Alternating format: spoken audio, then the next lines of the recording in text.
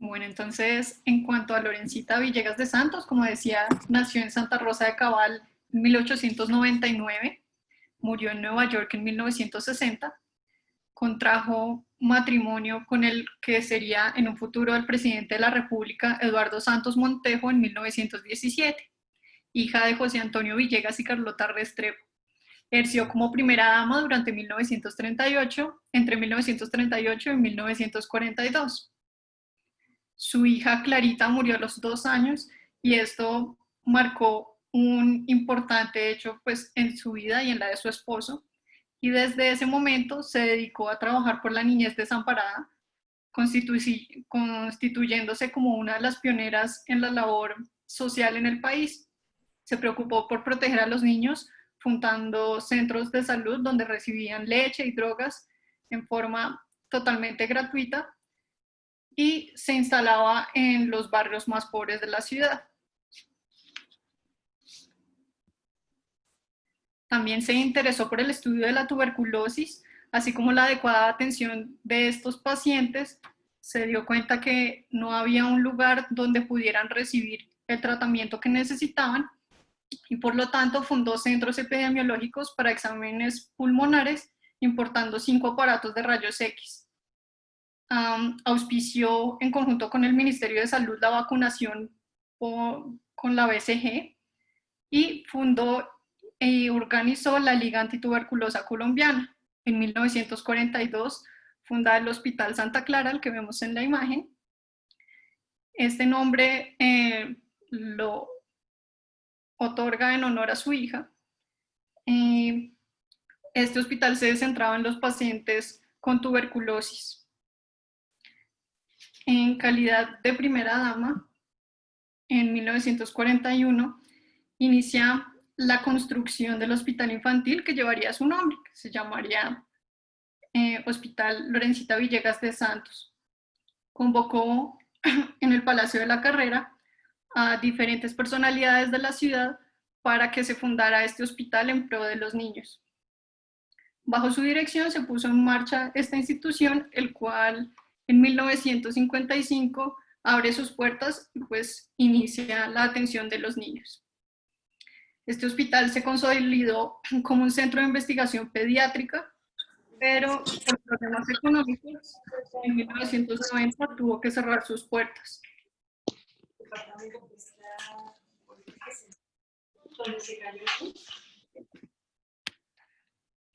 En 2005 vuelve a abrirse nuevamente junto al Hospital San José, en conjunto con la universidad, con la Fundación Universitaria Ciencias de la Salud, en la cual en el año 2018 inicia el programa de cirugía pediátrica del cual hacemos parte. Teniendo en cuenta la unión existente en un principio entre la Universidad del Rosario y la Fundación Universitaria Ciencias de la Salud a través de la Sociedad de Cirugía de Bogotá, decidimos nombrar en honor a ella y a todo lo que representó en nuestro país esta cátedra como un espacio gestor de conocimiento para los residentes, para todos los cirujanos de cirugía pediátrica. Ahora sí, vamos a iniciar con el tema de hoy. Vamos a hablar de teratoma de ovario, teniendo en cuenta que es una patología en la cual se relacionan con todos los tumores ováricos. Vamos a hablar también un poco en general de la visión de todos los tumores ováricos. En cuanto a la fisiopatología, sabemos que en un principio el saco embrionario normal empieza una producción de sus células, de sus stem cells, las cuales van a migrar a través de la línea media hacia el seno urogenital, en un desarrollo normal, hacia las gónadas, en un desarrollo anormal, en una localización extragonadal. Van a ser, cuando hay una alteración en la proliferación de estas células neoplásicas van a tener dos tipos de diferenciación que pueden irse hacia seminomas o disgerminomas o hacia carcinomas embrionarios. Si esta diferenciación hacia carcinomas embrionarios está propiamente en un origen embrionario, se da origen a un teratoma maduro o inmaduro, y si es extraembrionario, hacia un coriocarcinoma o a un tumor del seno endodérmico. En cuanto a los aspectos epidemiológicos, los tumores ováricos pediátricos van a tener una incidencia de 2.2 por cada 100.000 niñas entre 0 y 15 años. El tumor más común de los tumores pediátricos va a ser el teratoma, siendo el teratoma maduro el más común. La mayoría de estos van a ser benignos, alrededor de un 80%. Y en cuanto al cáncer pediátrico en relación a los tumores ováricos, van a representar menos del 1%. Como siempre, vamos a exponer un caso clínico. En esta ocasión se trata de una paciente de 16 años con un cuadro de un mes de evolución consistente en dolor en fosa ilíaca derecha y sensación de masa. Se le toman marcadores tumorales con un CA125 elevado, un antígeno carcinoma embrionario en 3.9 y una alfa-fetoproteína en 1.62. Se le realiza una ecografía que muestra los hallazgos descritos, donde se evidencia una masa heterogénea con higienicidad mixta o vascular con un volumen de 542 cc. Y en este momento quisiéramos hacerles la primera pregunta. Teniendo en cuenta el caso clínico expuesto, ¿cuál sería su conducta médica? Cirugía abierta, cirugía mínimamente invasiva, tomografía axial contrastada, resonancia magnética o manejo expectante con control ecográfico.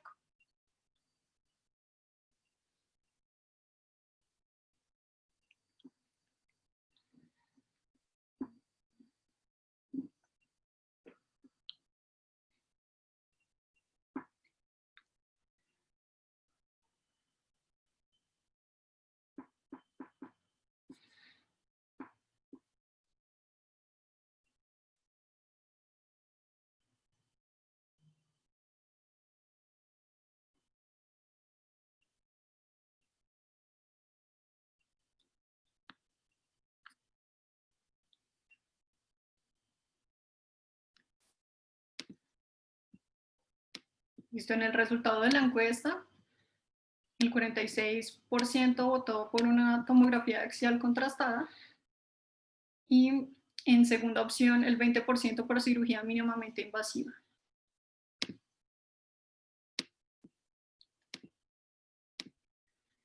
A nuestra paciente se le realizó una resonancia en la cual se evidenciaba una lesión anexial derecha con un volumen de 964 cc que se extendía de la cavidad abdominal y que por las características sugería como primera posibilidad un teratoma maduro, no descartando componentes de inmadurez. En otros diagnósticos menos probables podría ser otra etiología como un epitelial, lo cual era poco probable. Se asociaba en las imágenes a hidrouteronefrosis grado 3 por efecto compresivo de la masa sobre el ureter. No había nada de adenomegalias ni había líquido libre en cavidad pélvica. En relación a la imagen que acabamos de ver, quisiéramos lanzar la segunda encuesta.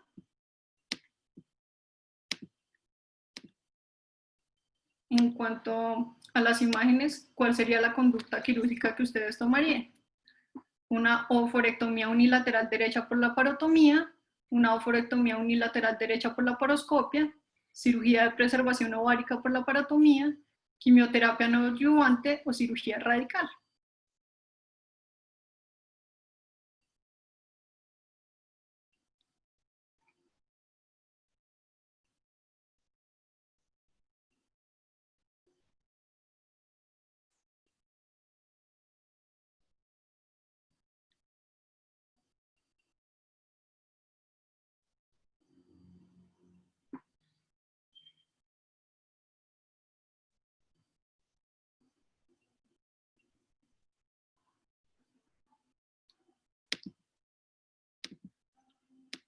Bueno, la mayoría respondió, un 43%, por una oforectomía unilateral derecha por laparotomía. Exactamente este fue el procedimiento al que fue llevada nuestra paciente. Se le enviaron ambas muestras a patología. Se encontró intraoperatorio una masa retrouterina de 3 centímetros de diámetro, la cual también se envió a patología. En cuanto a la masa ovárica, se reportó como un teratoma quístico maduro, donde no se evidenciaba neoplasia de células germinales asociadas. Y la masa retrouterina mostraba un tejido con fibrosis, presencia de tejido folicular y respuesta inflamatoria gigantocelular en relación a cuerpo extraño. En cuanto al teratoma, vemos que las asociaciones genéticas se han relacionado con diferentes tipos de mutaciones y de síndromes, sobre todo el síndrome de Li-Fraumeni y el síndrome de Lynch. Hablando un poco de marcadores, los marcadores tumorales, recordar que la presencia de ellos nos va a poder orientar hacia la naturaleza patológica del tumor. Sin embargo, la ausencia de ellos no nos va a descartar que estemos hablando de una patología neoplásica maligna. Nos puede llegar a orientar sobre el riesgo de malignidad. Existe un estudio que se hizo, que fue publicado este año, que se hizo en 10 instituciones del Consorcio de Cirugía Pediátrica del Midwest entre enero del 2010 y diciembre del 2016, en pacientes entre 2 y 21 años de edad que fueron llevados a resecciones de masas ováricas con sospecha neoplásica. Dentro de lo que ellos plantean es la toma de un panel de marcadores tumorales en los cuales se incluye la alfa-fetoproteína, la LDH, el antígeno carcinoembrionario, el CA125, el CA199, la beta-HCG y la inhibina A e inhibina B. En total ellos evaluaron 819 pacientes, de los cuales todos fueron llevados a cirugía pues de resección ovárica por lesiones tumorales, y de los cuales la mitad, más o menos 401 pacientes, tenían marcadores tumorales tomados. Dentro de ellos, 78 demostraron que eran patología maligna al final y 323 tenían una patología benigna. Dentro de los hallazgos que tuvieron en cuanto a los marcadores tumorales, pudieron demostrar que la alfa-fetoproteína tenía una de las especificidades más altas para lesiones tumorales malignas, con un 98% a pesar de su baja sensibilidad, y un valor predictivo positivo y valor predictivo negativo superiores a 80 en los dos casos. Adicionalmente, la LDH también es de gran utilidad en sospecha de una lesión tumoral maligna ovárica debido a su asociación con síndromes linfoproliferativos y la relación que también tiene con los episodios de lisis tumoral que estos pacientes pueden tener a determinadas edades. Dentro de los hallazgos encontraron es que había una alta sensibilidad con la LDH, pero una baja especificidad y un valor predictivo negativo superior a 90. Adicionalmente, el tercero que encontraron que era de relevancia estadística era la beta-HCG, con un valor predictivo negativo superior al 80% a pesar de su pobre especificidad y sensibilidad. En conclusión, ellos describen que este debería ser el panel al que es sometida toda paciente con una lesión ovárica sugestiva de un tumor, con el fin de orientar el manejo posterior y definir el riesgo de malignidad que hay en estos pacientes. Sin embargo, son enfáticos en demostrar y en nombrar que la ausencia de la positividad de marcadores tumorales no excluye que haya malignidad, y existe en la literatura hasta un 50% de los pacientes que tienen lesiones tumorales ováricas y no aumentan sus marcadores tumorales. Es importante adicionalmente recalcar que los marcadores tumorales no son específicos para lesiones ováricas y pueden también elevarse ante malignidades de otra etiología. Es importante recortar los tres que habíamos nombrado inicialmente: la alfa-fetoproteína, que se positiviza en los pacientes que tienen tumores del saco vitelino, que tienen teratomas inmaduros y que tienen carcinomas embrionarios. La beta-HCG se puede verse elevada en el coriocarcinoma, y la LDH se puede elevar en los disgerminomas. Adicionalmente, estos tres más podrían elevarse en los hepatoblastomas. El síndrome de Down va a manejar niveles de beta-HCG elevados de base, y como les nombraba anteriormente, la LDH se va a ver elevada o va a manifestar también o tiene una importancia en los pacientes que tienen lisis tumoral o que tienen alguna malignidad hematológica. En cuanto a las imágenes diagnósticas, en lo que encontramos... Espera un momento. Una de las cosas que pues nosotros tratamos es de hacer una presentación de caso lo más honesta posible. Muchas personas me preguntaron aquí por el interno que por qué habíamos pedido el CA-125 y el antígeno carcinoembrionaje. Digamos que nosotros a veces hacemos pues algunas cosas como por la fuerza de la costumbre y pues de hecho pues nosotros al revisar aquí pues uno tendería después de la revisión a no pedir como de costumbre el antígeno carcinoembrionario de forma tan liberal. Digamos que eso también es importante resaltar. Continúa. Sí, señor. Por otro lado, hablando un poco de las imágenes diagnósticas, el abordaje inicial y hasta en un 95% el que nos va a dar el manejo a seguir en los pacientes que tienen lesiones ováricas sugestivas de tumor va a ser la ecografía pélvica.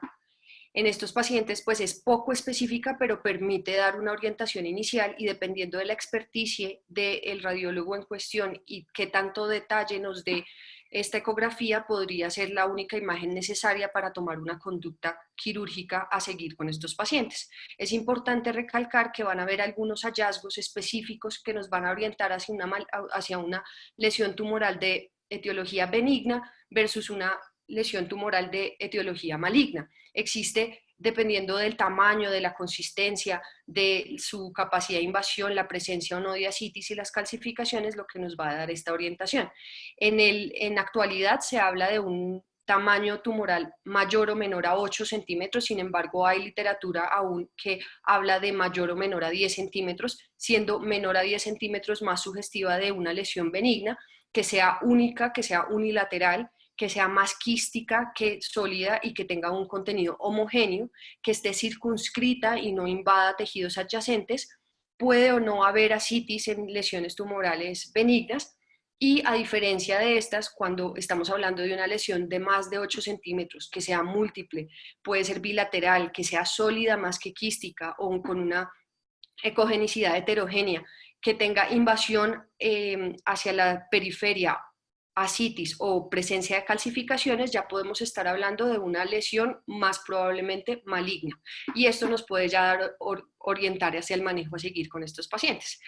También se habla del uso de la tomografía y de la resonancia magnética nuclear. No hay ningún estudio que favorezca una más que la otra. Sin embargo, es importante que en cualquiera de las dos lo que nos va a orientar hacia una lesión de tipo teratoma es la identificación de grasa o calcificaciones dentro de las lesiones. Esta es una imagen en la que se va a ver una secuencia T1 y una secuencia T1 en el B, una secuencia T1 con supresión grasa, en el que se puede ver con la flecha señalado el contenido graso al interior de la lesión, lo cual nos va a dar una orientación hacia el diagnóstico de un teratoma en este paciente. Como les nombraba anteriormente, la resonancia no hay ningún estudio que determine que sea necesaria porque existe hasta en un 95% de los pacientes que con solo el uso de la ecografía es suficiente para orientar el manejo quirúrgico de estos pacientes. Sin embargo, a medida que ha aumentado la especificidad de la resonancia y el uso en los diferentes hospitales y especialmente el uso en la población más adulta, se han buscado estudios para su utilidad en la población pediátrica. Este es un estudio que fue publicado en el 2018 en el que tratan de hacer una aproximación del por qué podría ser útil al momento no solo de orientar el manejo quirúrgico a seguir, sino la mejor, o sea, para orientar qué tipo de cirugía se le puede hacer a estos pacientes. En cuanto a las lesiones que son más sólidas, recomiendan el uso de la oophorectomía para estos pacientes y cuando se trata ya de una lesión quística compleja, el hecho de ver la imagen en la resonancia con mayor detalle, la localización, la ubicación y el tamaño real de estas lesiones podría orientar hacia una adecuada enucleación de dicha lesión. Sin embargo, aún no hay estudios prospectivos o randomizados que nos den mayor luces frente al uso de la resonancia magnética nuclear de rutina en estos pacientes. Sin embargo, sí es importante tenerlo en cuenta para mejorar el planeamiento quirúrgico y la ruta de disección al momento de hacer tipos de cirugía un poco menos agresivas como las enucleaciones o las cistectomías. Estos son dos casos en los que describen pues precisamente lo que les estoy nombrando, esa correlación clínico-radiológica al momento del uso quirúrgico. En cuanto a la clasificación histológica, es importante recalcar pues, que estos pacientes inicialmente no vamos a tener un diagnóstico certero, simplemente una orientación hacia la posibilidad o no de una lesión tumoral benigna o maligna, y es importante siempre recalcar que van a haber tres tipos de posibilidades dependiendo del tipo de célula que está involucrada y el grupo poblacional del que estamos hablando. En la edad pediátrica prepuberal, específicamente en los pacientes que van a tener entre 2 a 5 años, vamos a ver con mayor frecuencia tumores de las células germinales que pueden ser malignos o benignos, siendo benigno el teratoma quístico maduro y malignas los disgerminomas, los tumores del saco vitelino y los teratomas inmaduros.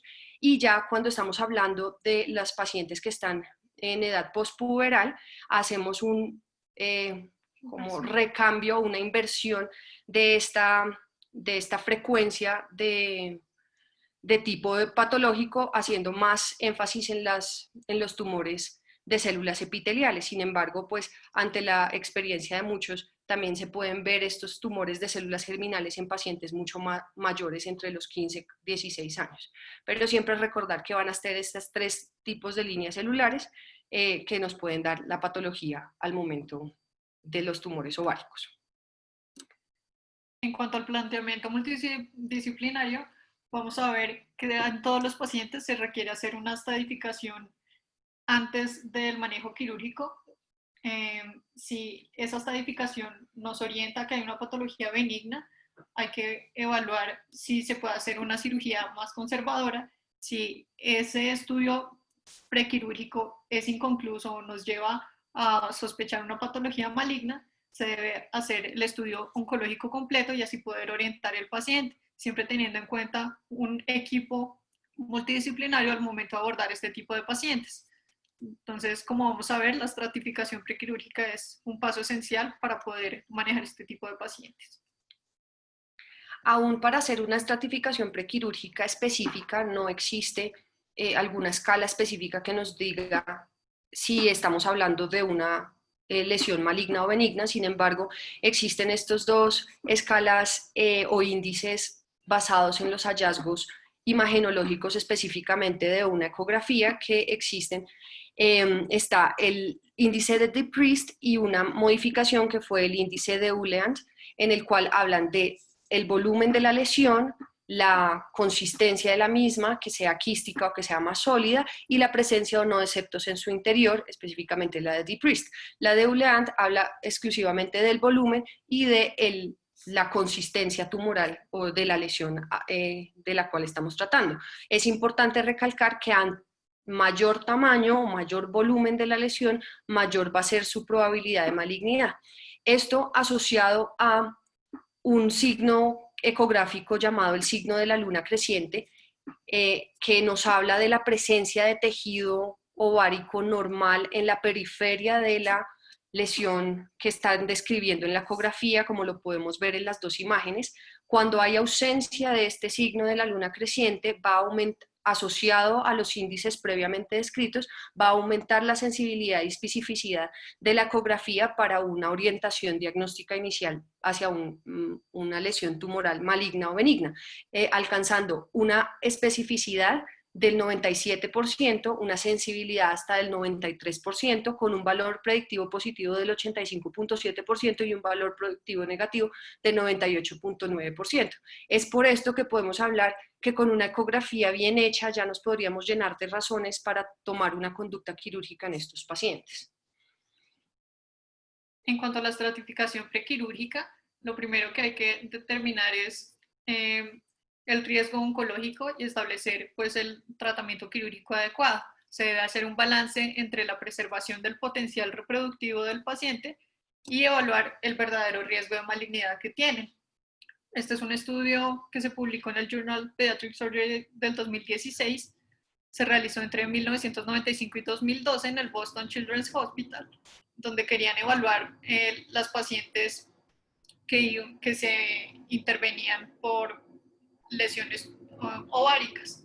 Ellos plantean un esquema donde si en la ecografía evidencian una lesión puramente quística, tenía un riesgo de malignidad del 3.2%, y en cuanto al tamaño del tumor, si era mayor a 9 centímetros, decidían si realizaban una oforectomía o si la llevaban a cirugía conservadora. Y si era menor a 9 centímetros, definitivamente lo llevaban a manejo conservador. En cuanto se evidenciaban una lesión heterogénea, aumentaba pues el riesgo de malignidad, lo asociaban al estudio con los marcadores tumorales. Si estos eran positivos, le realizaban la oforectomía. Si no estaban disponibles, estudiaban si le realizaban oforectomía o la preservación ovárica. Y si eran negativos, otra vez se enfocaban dependiendo del tamaño tumoral. Si en la ecografía encontraban una lesión sólida, era menor a 9 centímetros, hacían oforectomía y evaluaban si podían realizar cirugía conservadora. Y si era mayor a 9 centímetros, definitivamente realizaban oforectomía. Este estudio es la continuación del anterior, lo realizan entre 2013 y 2016, lo publican el año pasado en el Journal of Pediatric Surgery, y lo que evalúan es precisamente la utilidad de combinar tanto las características imagenológicas como la positividad de los marcadores tumorales con el diámetro de las lesiones y así determinar cuál sería la mejor conducta para estos pacientes, tomando como marcadores tumorales la beta-HCG y la alfa-fetoproteína. En cuanto a la estratificación prequirúrgica, hay otro score predictivo de malignidad. Este lo publican en el 2019 en un estudio retrospectivo donde hacen un score con un análisis multivariado. Entonces toman en cuenta también el tamaño de la lesión, si es un quiste unilocular, y los clasifican en grupos de bajo riesgo, de mediano riesgo, de alto riesgo, teniendo este score una sensibilidad del 90% y una especificidad del 94%, pues para predecir malignidad. Como ya lo decía, en cuanto a la estratificación prequirúrgica, es muy importante también tener en cuenta los factores asociados en pacientes con edad joven que se asocien a síntomas crónicos de masa abdominal, con elevación de los marcadores tumorales y las imágenes características de las que ya hablamos. Todo esto va a asociarse más a que el paciente presenta una masa maligna y pues hay que evaluar bien el riesgo de estos pacientes. Existe también el concepto de las patologías borderline y no las debemos olvidar al momento de hacer la estratificación prequirúrgica, porque son estos pacientes que tanto sus imágenes como su score preoperatorio no va a favorecer ni la malignidad ni la benignidad. Estos tumores suelen ser epiteliales con una actividad mitótica aumentada y tienen atipia nuclear presente pero sin invasión estromal. Suelen tener un buen pronóstico, sin embargo es importante tenerlos en cuenta al momento del planeamiento quirúrgico, especialmente en estos pacientes que no convencen específicamente hacia un lado o hacia el otro. Adicionalmente, es importante recalcar pues, el protocolo de estadificación ya nombrado por el Children's Oncology Group, en el cual pues, inicialmente el protocolo que se tomaba para todas las lesiones tumorales ováricas que había en niñas era una adaptación del protocolo por la FIGO. Sin embargo, a partir de 1999 aproximadamente se crea este protocolo específico en el cual consiste en la recolección siempre de líquido acítico con su citología, la examinación completa de superficies peritoneales y la toma de biopsias excisionales de nódulos o implantes que podamos ver en toda la superficie peritoneal, examinar y palpar siempre los ganglios retroperitoneales y si existe alguna alteración, tomar biopsias pertinentes, la inspección y la palpación del epiplón y la toma de la biopsia o la omentectomía parcial cuando se encuentran algunas masas asociadas, la inspección y palpación del ovario contralateral y solo si hay alteraciones macroscópicas, realizar una biopsia y por último la resección completa del tumor buscando la preservación de la trompa si es que macroscópicamente no hay un compromiso de la misma. Esto nos va a permitir hacer un adecuado estadiaje de los tumores de células germinales específicamente. El estadio 1, recordar que son aquellas lesiones que están limitadas al ovario, van a tener un líquido acítico completamente negativo con marcadores tumorales que pueden ser normales después de un descenso progresivo posterior a la resección, una alfa-fetoproteína que se negativiza a los 5 días y la beta-HCG que a las 16 horas se debe negativizar.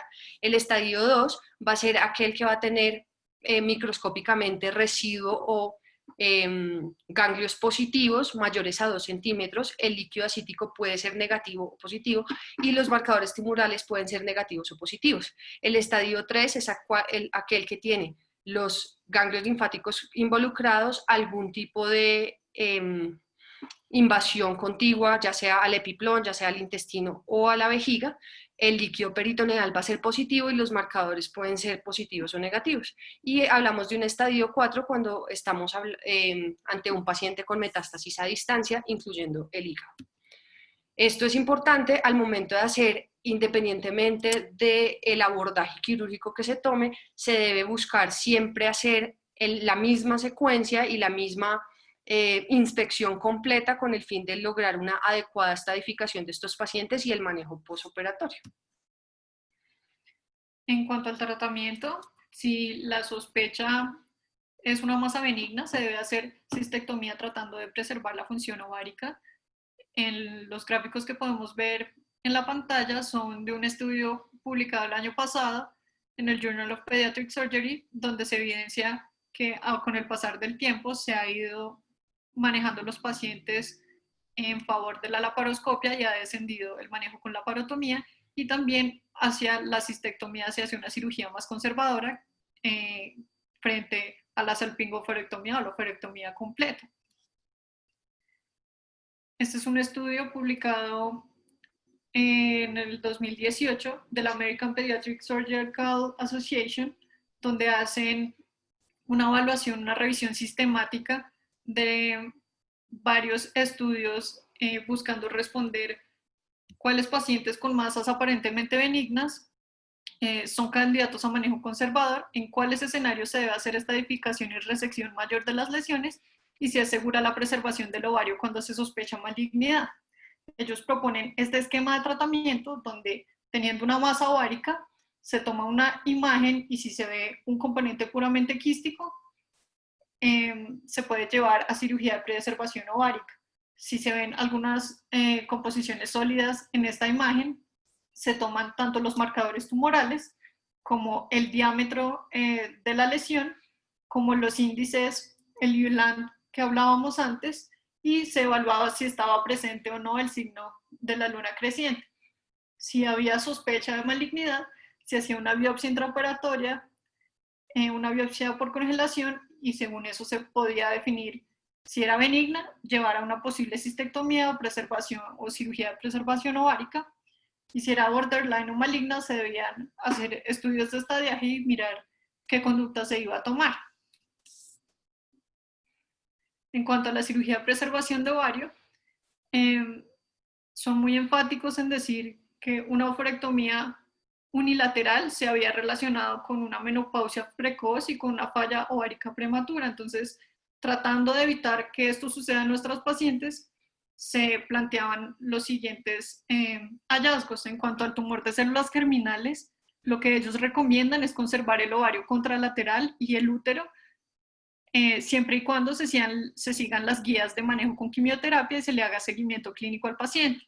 En cuanto a las neoplasias epiteliales, hay poca evidencia en pediatría, había que seguir las guías FIGO en adultos y solo se daba manejo conservador en estadios leves. En cuanto a los pacientes con tumores borderline, había mayor riesgo de recurrencia, sin impacto en la mortalidad y podría hacerse un seguimiento estrecho. En cuanto a la biopsia por congelación, en estudios de adultos se encontraba que era útil para diferenciar la patología benigna de la maligna, pero en cuanto a los estudios que ellos habían comparado en su revisión sistemática, encontraban que no era útil en tumores borderline o en quísticos puros. En cuanto al manejo del teratoma quístico maduro, se encontró que el gol estándar es el manejo por laparoscopia. Al someter a los pacientes a un manejo por laparoscopia, se encontraba un menor tiempo de estancia intrahospitalaria, un menor riesgo de hemorragia intraoperatoria, mejor control del dolor postoperatorio, menor tasa de adherencias y pues el resultado cosmético era mucho mejor.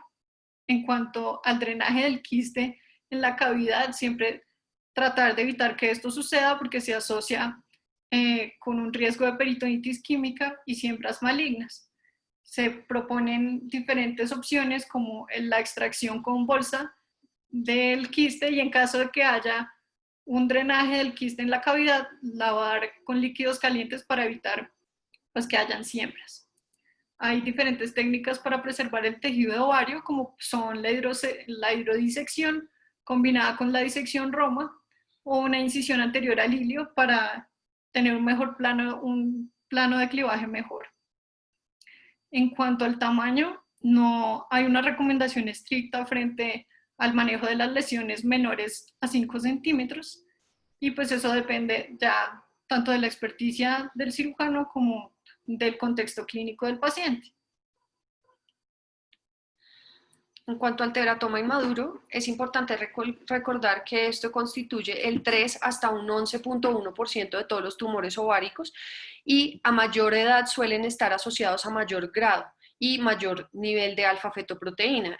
Recordando un poco la clasificación histológica de estos teratomas inmaduros, se clasifican de 1 a 3, siendo 3 el de mayor severidad por presencia de células neuroepiteliales inmaduras como de mayor cantidad. Esto lo definen dependiendo si hay o no presencia de este tipo de células inmaduras en 1, 2 o 3 campos de bajo poder de microscopía.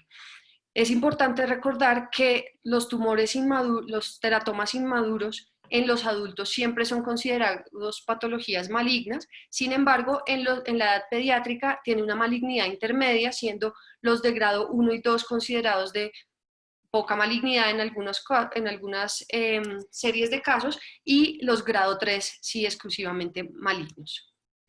Este es un estudio para como abrir un poco el manejo de los pacientes con teratomas inmaduros.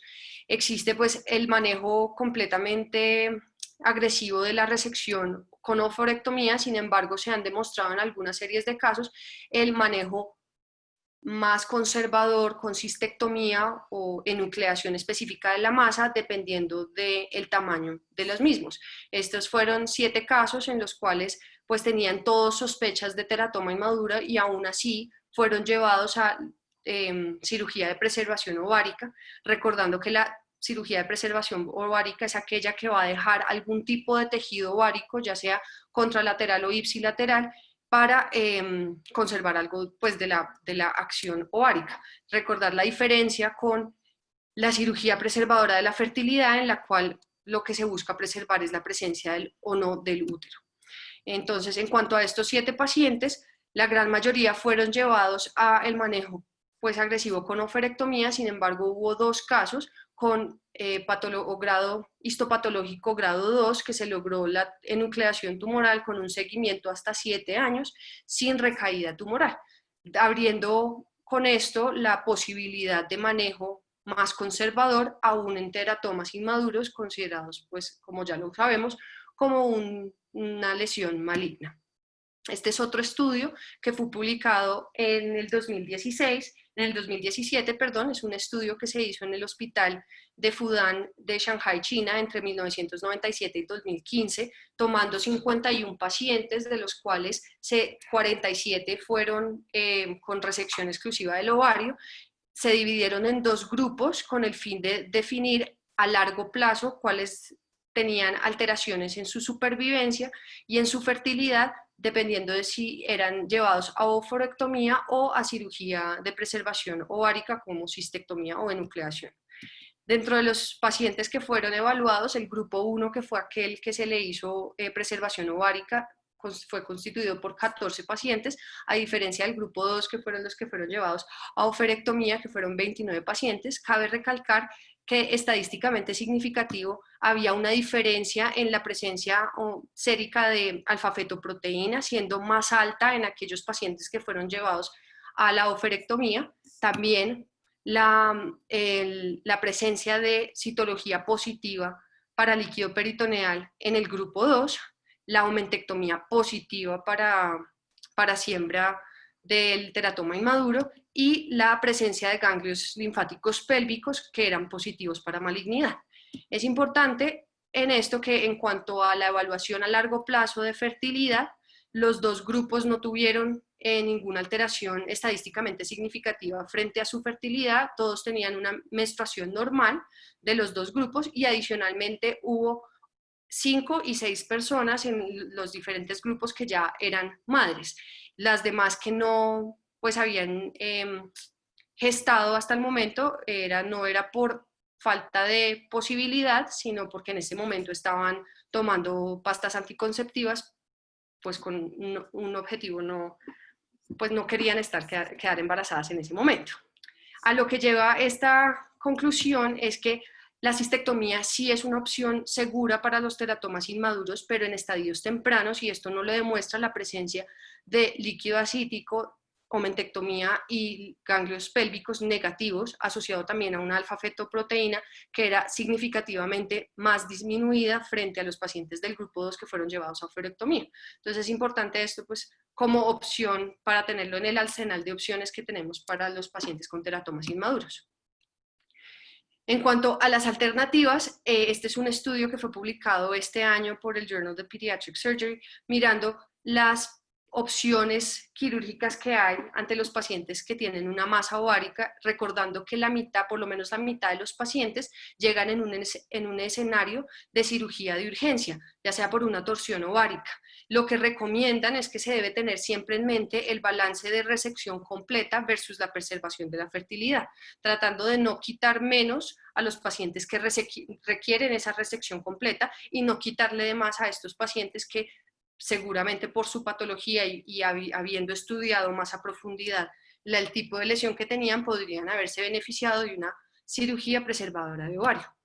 Es por esto que ellos plantean que ante una emergencia en el que se evidencie una lesión ovárica negra, se debe hacer la detorsión y el cierre y posteriormente hacer los estudios complementarios con imágenes y marcadores tumorales con el fin de orientar hacia la histopatología de esta lesión y frente a esto ya determinar qué tipo de cirugía sería la más benéfica para el paciente en cuestión. En cuanto a los pacientes, la otra mitad que son llevados a cirugía programada, recordar siempre la estadificación prequirúrgica con marcadores e imágenes y ante la alta sospecha de patología benigna siempre se debe buscar una cirugía de preservación ovárica.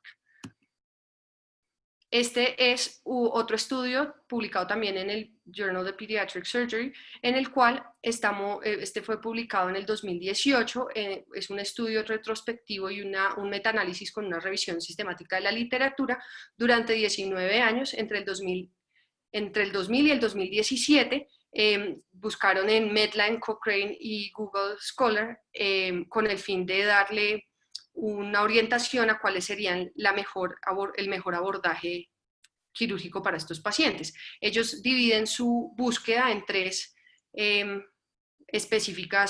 objetivos específicos. El primero es determinar la epidemiología real de los pacientes con lesiones ováricas en la edad pediátrica. Lo segundo es el manejo laparoscópico y tercero, haciendo una comparación del manejo laparoscópico versus la cirugía abierta. En cuanto a la epidemiología, importante recalcar que hasta un 73.7% de las lesiones ováricas de la edad pediátrica son no neoplásicas, principalmente van a constituirse por quistes ováricos. Sin embargo, hay oscila entre un 26.5 y 63.5% las lesiones que sí van a ser ováricas. Frecuentemente son los tumores de células germinales, hasta un 64%, siendo el teratoma maduro el de más frecuencia. Y en cuanto a la malignidad, esto alcanza hasta un 10.8%, siendo el tumor de célula germinal, principalmente el disgerminoma, el más frecuente en estos pacientes. Posteriormente tomaron cinco estudios y le hacen el estudio, el metaanálisis, con el fin de diferenciar cuál es el mejor abordaje, sea laparoscópico o cirugía abierta. Dentro de estos 5 estudios hubo 541 pacientes. La primera pregunta, y con significancia estadística, fue el tiempo quirúrgico, lográndose reducir hasta en 33.2 minutos la cirugía mínimamente invasiva versus la abierta. Es decir, es más larga la abierta que la laparoscópica. Por otro lado, evaluaron la estancia hospitalaria en estos pacientes, también con significancia estadística, logrando un tiempo medio de estancia de 2.7 días en los pacientes que fueron llevados a cirugía laparoscópica y hasta 5 días en los pacientes con cirugía abierta. Por otro lado, analizaron el sangrado intraoperatorio que presentaban estos pacientes, también con una P significativa, logrando reducir el sangrado hasta 61.12 mililitros en los pacientes con cirugía laparoscópica versus los pacientes que eran llevados a cirugía abierta. En cuanto a las complicaciones, no hubo diferencia estadísticamente significativa entre los dos grupos, razón por la cual pues no hacen comentario al respecto. En cuanto a como conclusiones adicionales que tomaron, era el tener siempre en cuenta el derrame peritoneal al momento de la resección o la decisión como tal de la lesión en cuestión. Ellos, haciendo el análisis de la literatura, se encuentra entre un 0 hasta un 100% del derrame peritoneal en este tipo de lesiones. Sin embargo, a pesar de las diferentes complicaciones que puedan tener, sea la peritonitis clínica, la gliomatosis peritonei, el pseudomixoma peritonei, la recurrencia tumoral y la diseminación de células malignas, no tiene una significancia a largo plazo en estos pacientes. Sin embargo, pues a pesar de que no se vean este tipo de complicaciones con frecuencias a pesar del derrame que pueda haber, sí recomiendan que se busque en lo mínimo hacer un derrame a la cavidad abdominal. Por otro lado está el contenido del abdomen, que ante un abordaje laparoscópico nos va a permitir una mejor valoración, inclusive en los pacientes neonatos, logrando hacer el protocolo previamente descrito por el COG, completo y haciendo una adecuada visualización de todos los tejidos. Lo único que sí nombran es que la evaluación retroperitoneal va a ser un poco más difícil al momento de hacerlo laparoscópicamente. Por otro lado, va a haber menor lesión del tejido ovárico remanente, especialmente en los pacientes que tienen patologías benignas, lo cual va a permitir una disección más adecuada y con menos riesgo para el tejido remanente que dejamos. Y por otro lado, sí concluyen que es necesario hacer mayores estudios para definir el rol que tiene la laparoscopia en patología maligna específicamente, porque a pesar de que hay estudios como los previamente descritos que dan luces de que es posible el uso de este abordaje quirúrgico para el manejo, pues no es lo recomendado de base. Por último, queremos nombrar este es un flujograma de un estudio que se publicó en el 2010 sobre el manejo a seguir con estos pacientes. En cuanto a un paciente que tenemos con un agrandamiento ovárico, siempre evaluar el tamaño, si es mayor o menor a 75 milímetros o, como ya lo habíamos nombrado, 8 centímetros. Si es quístico principalmente y los marcadores tumorales son normales, se recomienda la laparoscopia, siempre tomando la citología del líquido peritoneal y haciendo la inspección y la evaluación del estadiaje tumoral, como lo nombramos en el protocolo previamente.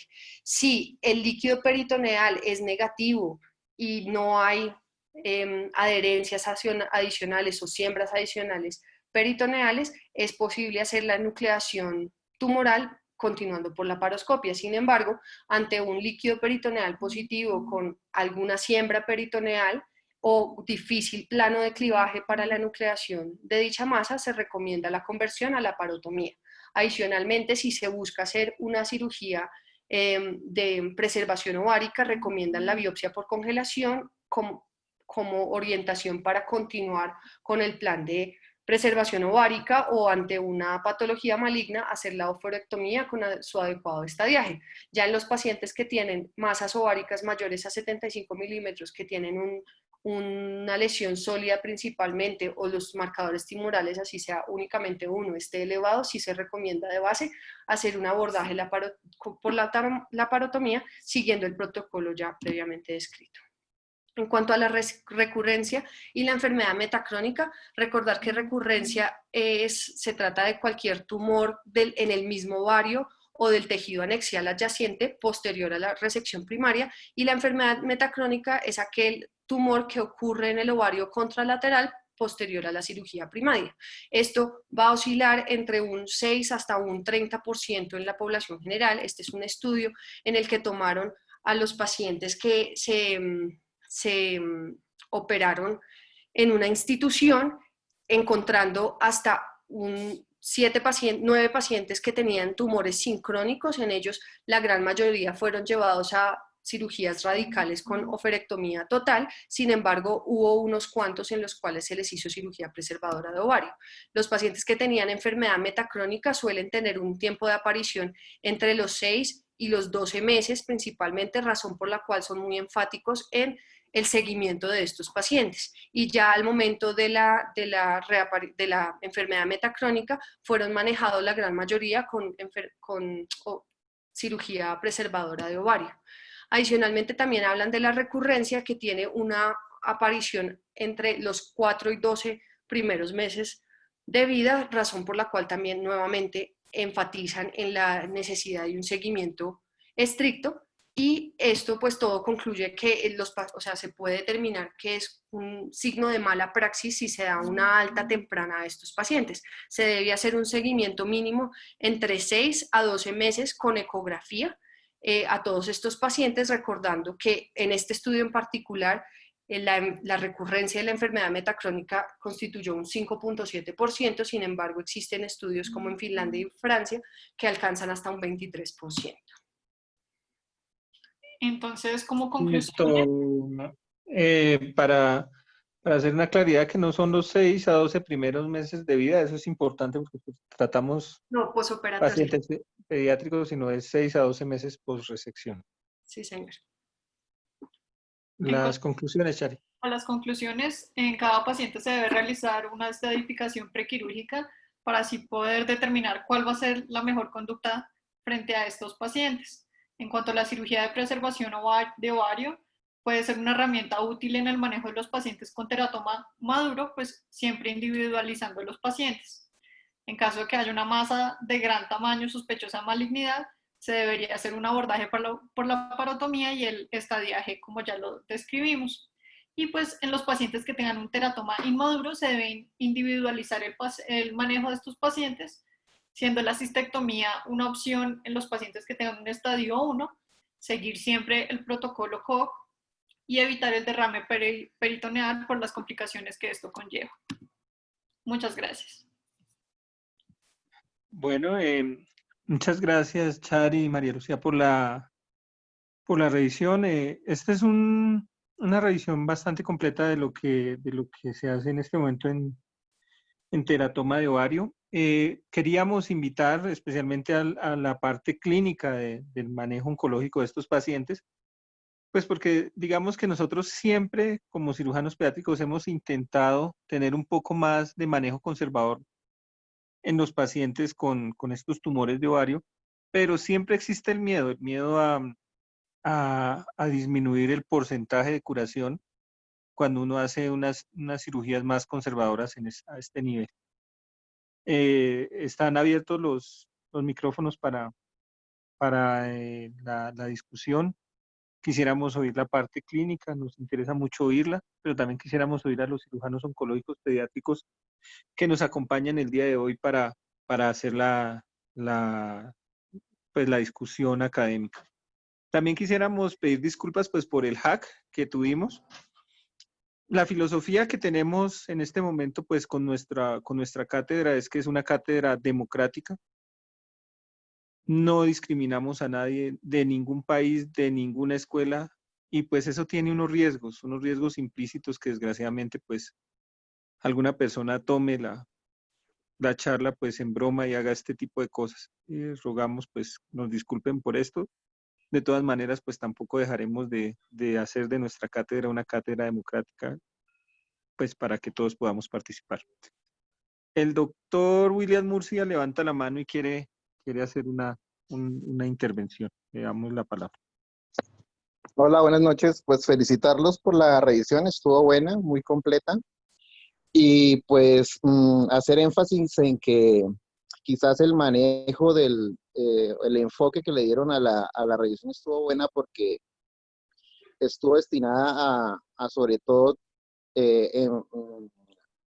enfocarnos en la preservación del tejido ovárico, que es algo que en los últimos años pues es como la tendencia y o sea, digamos que los adelantos que han habido en la última década van más a ese lado, digamos que ya las sobrevidas y todo lo demás del aspecto oncológico pues se han logrado estabilizar y ahora estamos en una etapa en la que lo que queremos es que nosotros los cirujanos pues no hagamos de más, ¿no?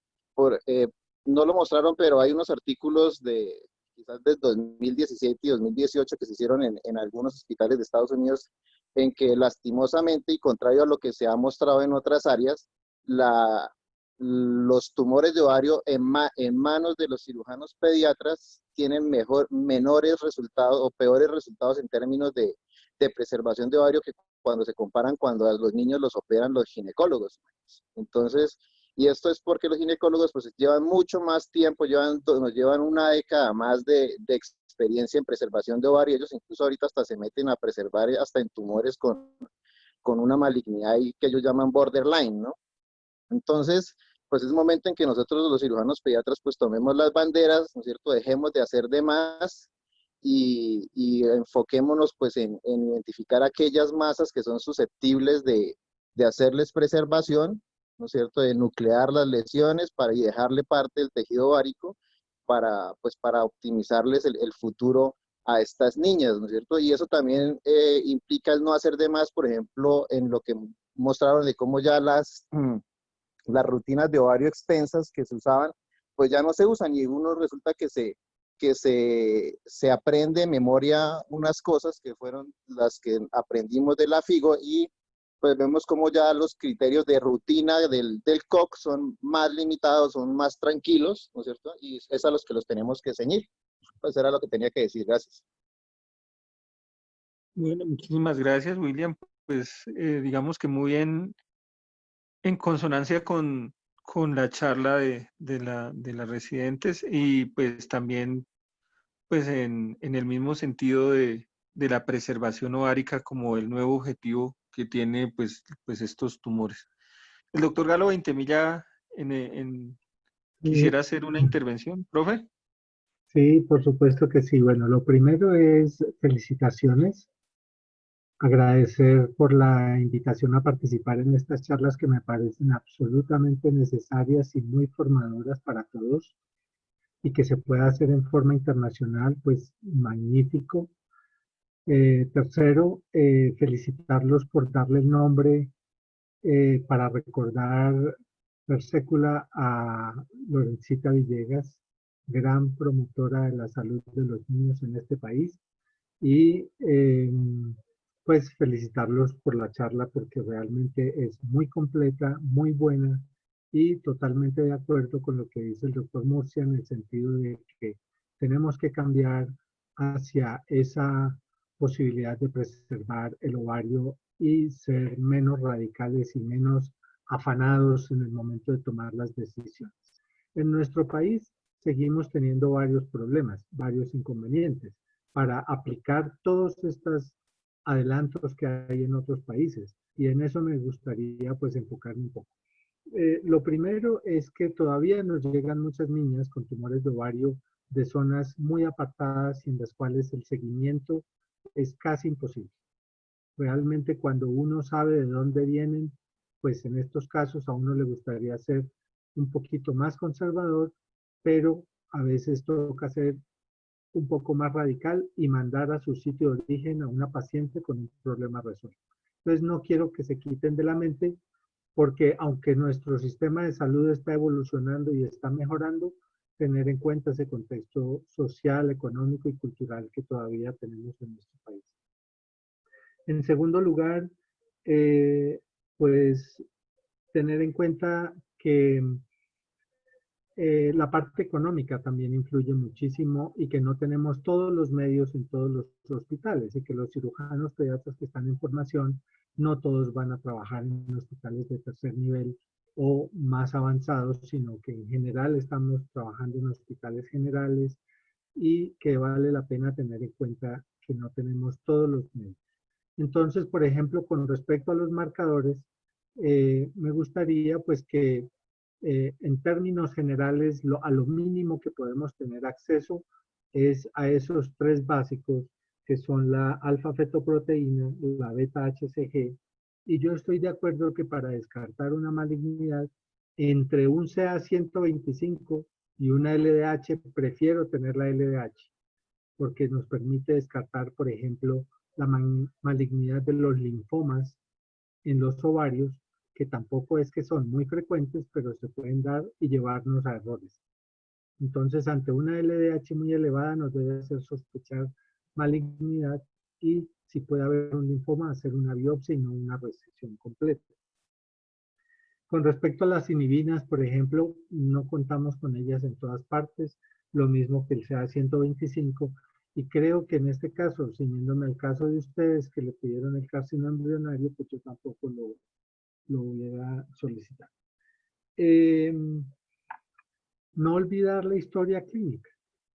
Entonces, hacer mucho énfasis. Paciente que no ha perdido peso, paciente que no tiene pubertad precoz, paciente que no tiene otros síntomas asociados, solamente la masa, pero es una niña que está en buenas condiciones generales, que en términos generales, además de la placa, no se le ven masas en otras partes. Y en el sistema respiratorio no hay síntomas, o en una placa simple no se observan metástasis, pues considerar que estamos probablemente ante una benignidad y que no hay tampoco posibilidad de que sea un tumor de células de la granulosa, por lo tanto, pues esos marcadores también sobrarían como a modo de ahorro en la parte económica que a veces nos toca tener en cuenta también. Con respecto a las imágenes, absolutamente la ecografía es mandatoria como primera instancia y a medida que cada vez vamos teniendo más acceso a la resonancia magnética en nuestro país, también estoy de acuerdo que en caso de hacer una imagen, prefiero la resonancia contrastada a un TAC. Pero cuando no lo tenemos, pues el TAC nos da muchísima información también que nos permite hacer eso. Quiero hacer un poquito de énfasis en lo que tiene que ver con la parte aguda. La mayoría de los cirujanos pediatras que no están dedicados a la oncología se encuentran con el abdomen agudo. La niña que llega con un abdomen agudo y que en la cirugía se encuentran que es un tumor de ovario que puede estar roto o no y que generalmente está torsionado. Estoy de acuerdo en que uno debe de torsionarlo, esperar un momento, incluso poner agua tibia y compresas tibias y tomar los marcadores en ese momento después de la detorsión. Y ahí tomar una decisión, si cierra y espera. Y creo que en ese caso pues depende mucho de la situación general del paciente y de los hallazgos en la cavidad abdominal. Si definitivamente hay sospecha de algo maligno, dejarlo quieto, tomar la biopsia y salir. Si aparentemente es benigno y es un tumor grande y que estaba roto, creo que lo mejor, pues en ese caso, es hacer la resección y ya, pues, si hay facilidad de preservar ovario, pues fabuloso. Absolutamente de acuerdo también con la parte de la patología, es supremamente importante. Y si estamos en un hospital donde no hay experiencia oncológica, es muy importante hablar con el patólogo que haga un mapeo de todo el tumor, porque en los tumores germinales, los sitios de malignidad o que nos hacen pensar en otras posibilidades, están en cualquier parte del tumor. Entonces, el mapeo de los teratomas es supremamente importante para no encontrarse con la sorpresa después de que hay una recaída con algún tipo de malignidad diferente. Es muy importante en este caso de la preservación de ovario, porque es que 6 a 30% de posibilidad de un tumor metacrónico en el ovario contralateral es muy alto, es demasiado, y eso lo sabemos. Por lo tanto, la preservación del ovario pues es siempre importante. Y me parece pues muy importante el seguimiento del que hablaron, que generalmente yo lo hago por 2 años cuando es posible, porque ahí es donde se detectan la mayoría de las metacronicidades. Muchísimas gracias por la invitación y por esta presentación magnífica que hicieron. Muchas gracias. Muchas gracias por su intervención, profe Ventemilla. Quisiéramos en este momento, pues ya hemos oído pues, esta parte de nosotros, pues que nosotros estamos tratando de abogar por la preservación, pero también quisiéramos oír a la parte clínica. Aquí tenemos al doctor Pérez, al doctor Rincón, a la doctora Aristizábal, a la doctora Leila, que son oncólogos clínicos y ellos pues siempre han tenido como digámoslo así, esa presión respecto a preservación de ovario versus tasas de curación, y quisiéramos oír también esa parte, ese, digamos, el punto de vista de ellos. ¿Alguno que se anime? Giovanni o el doctor Jaime José Pérez.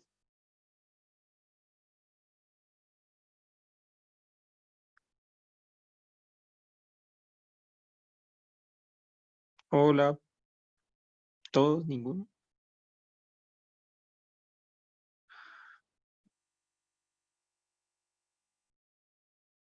No, ninguno se animó.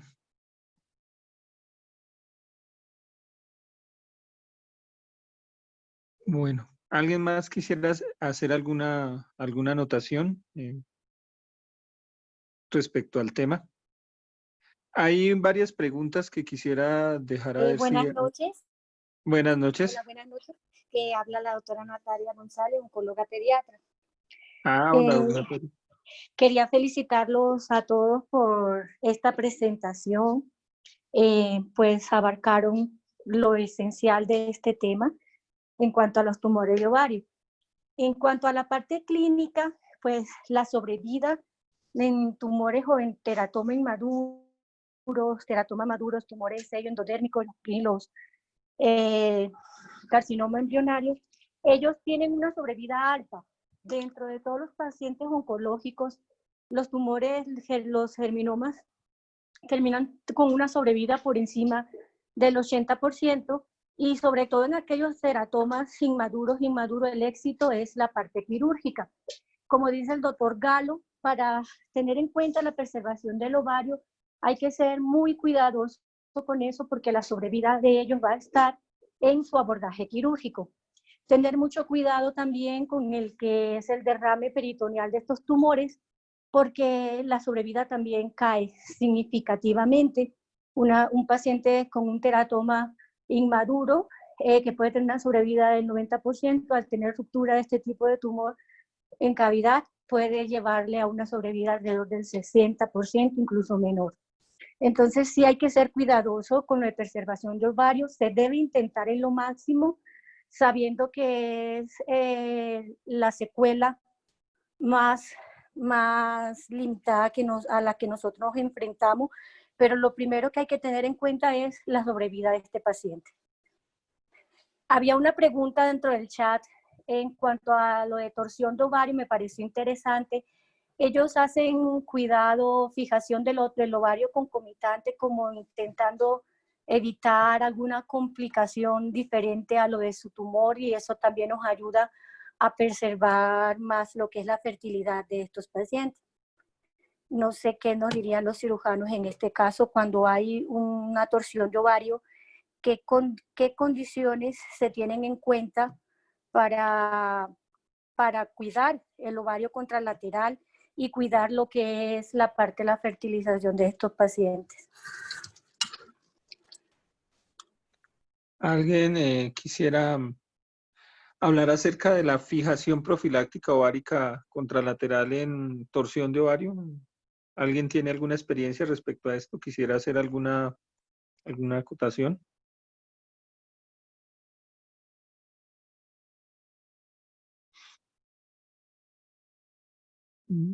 ¿Nadie? Pues digamos que nosotros, y eso es una cosa que también nos hemos preguntado mucho, uno no tiene como una costumbre, a diferencia de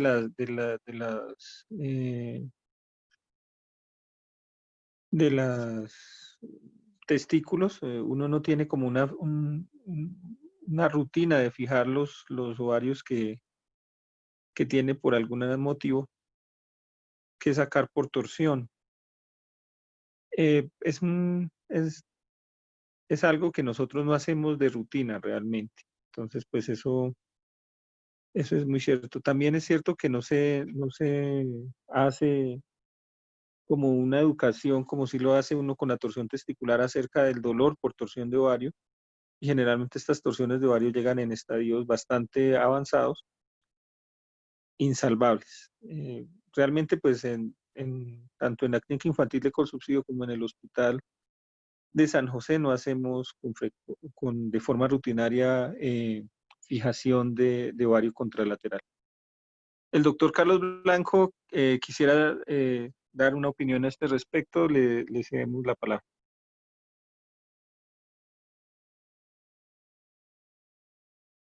Carlos. Sí, buenas noches. Bueno, con respecto a lo que se estaba tocando ahorita, de la fijación de lo lateral, realmente no es de rutina, no en el sitio donde yo laboro, por la misma lo que genera la torsión. Es básicamente para masas, como dice la literatura, mayor de 5 o 6 centímetros. Entonces, en consideración de esas cosas, uno asume que el otro lado no tendría ningún problema. Hay algunas publicaciones que hablan de fijaciones, pero no demuestran ningún beneficio. Entonces realmente no ofrecen ninguna ventaja adicional el fijarlo o no fijarlo. Nosotros por escuela no lo fijamos usualmente.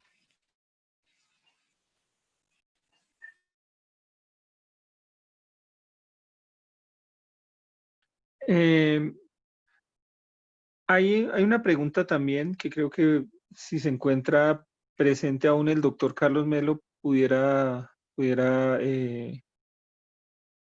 responderla, dado que es una persona que tiene bastante experiencia en cirugía mínimamente invasiva. El tipo de abordaje para cirugía mínimamente invasiva de los pacientes que se les intenta una preservación de ovario, ¿qué tan dispendioso o qué tan fácil es en estos pacientes? O si alguien más tuviera experiencia en cirugía preservadora de ovario por cirugía mínimamente invasiva, ¿cómo ha estado esto? Doctor Melo.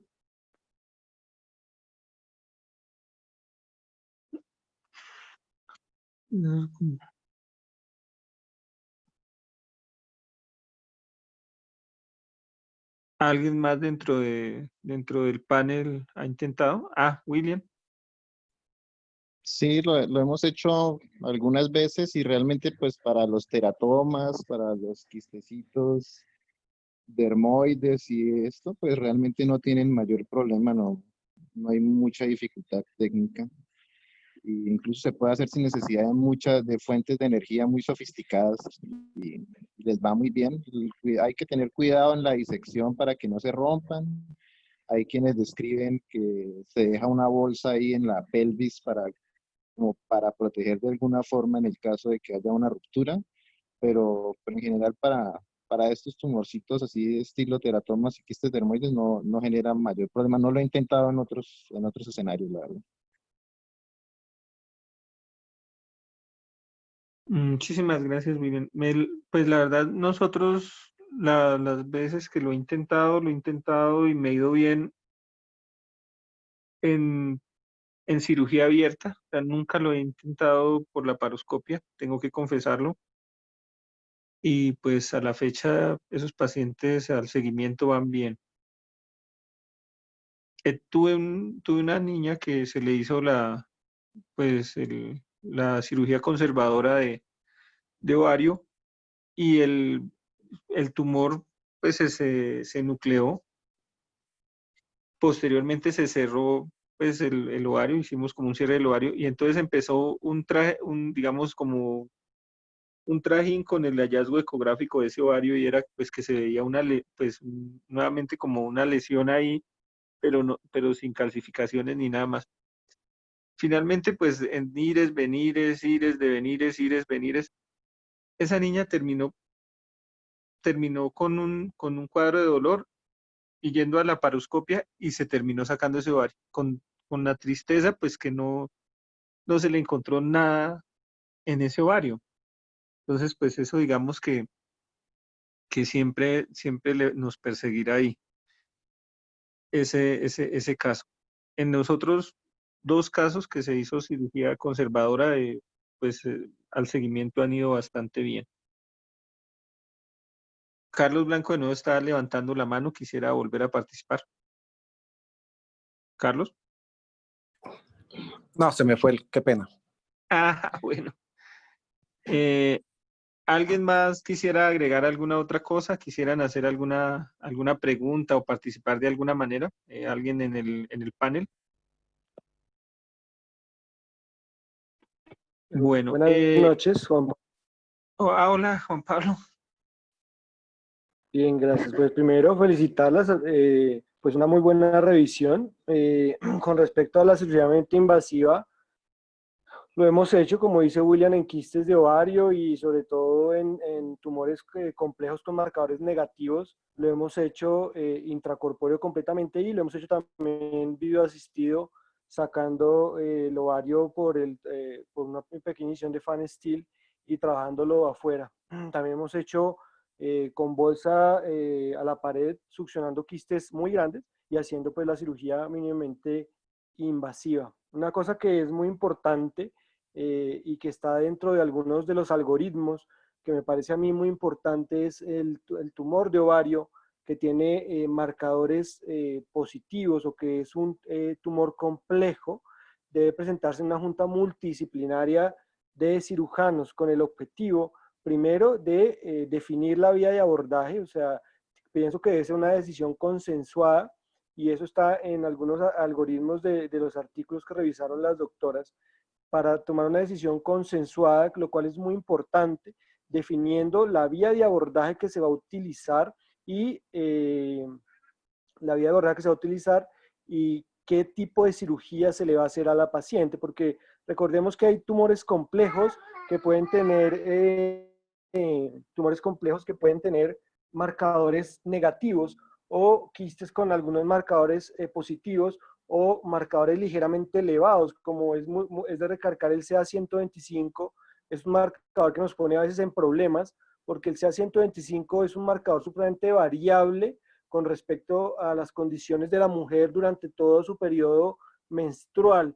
Entonces podemos ver que se puede ver alterado muchas veces por cambios pequeños como en la fase premenstrual, durante la ovulación, inclusive la fiebre nos puede alterar el CA125. Entonces, inclusive los ginecólogos, normalmente los valores de laboratorio del CA125 están negativos por debajo de 30, pero en algunos estudios los ginecólogos han visto que la positividad real y el valor predictivo positivo de este marcador debe estar por encima de los 200 para considerarlo un marcador, digamos, asertivo. Hemos visto pacientes con CA125 no tan altos, sobre todo en niños, estoy hablando en adultos con tumores epiteliales, adolescentes, con CA125 de 60 a 80.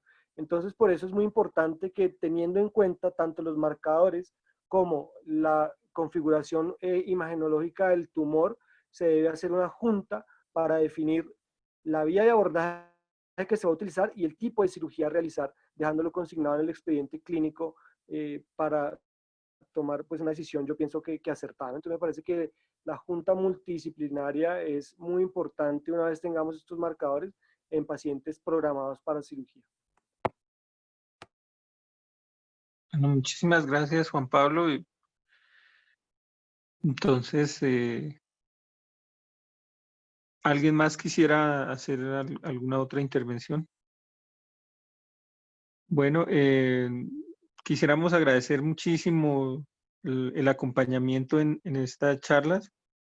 Esta semana vamos a hacer esta y otra charla de cirugía oncológica. La siguiente charla es la del jueves a las 8 de la noche. Se trata de la charla de colitis neutropénica, también con una presentación de caso. Agradecemos muchísimo que nos hayan acompañado el doctor Juan Pablo Luengas, el doctor Galo Intemilla, el doctor William Murcia, que son los cirujanos oncológicos pediátricos pues, que han tenido entrenamiento formal en cirugía oncológica pediátrica. También agradecemos el acompañamiento de los diversos lugares de Latinoamérica para esta charla, y también agradecemos muchísimo el acompañamiento de la parte de oncología clínica que pues nos ayuda pues a tratar estos pacientes y nos da también unos distintos puntos de vista acerca del manejo que le damos. Esperamos pues que nos acompañen en la charla próxima, el jueves a las 8 de la noche. Haremos llegar el link para que nos acompañen. Y